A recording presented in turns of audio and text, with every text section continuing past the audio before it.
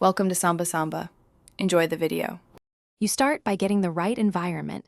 Install Forge or Fabric that matches your Minecraft version, then launch once to generate folders. Once done, place the main menu mod JAR into the /mods folder and add any custom resource pack into /resource packs. You should also backup options. TXT and the vanilla assets folder. This prevents accidental loss. Make sure your launcher profile uses the modded runtime. After that, relaunch the client to verify the mod loads, and the mod entry appears on the mods list. You'll now modify the layout and visuals. Extract or open the mod's config and assets. Many mods use JSON for menus, while others require editing GUI classes. Once you identify the file, change button labels, coordinates, and actions. Test incrementally to avoid breaking layout. Make sure your texture file names and paths in the JSON match exactly what's in your resource pack.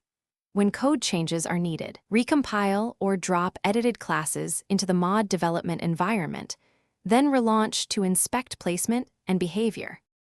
You finish by thoroughly testing.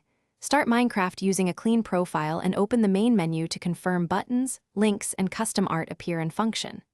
Once satisfied, polish spacing and scale values. Small coordinate tweaks solve most alignment issues.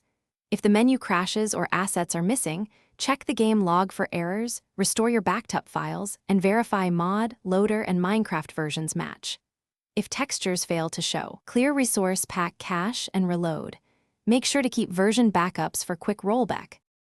Thanks for watching. Consider subscribing if we helped you.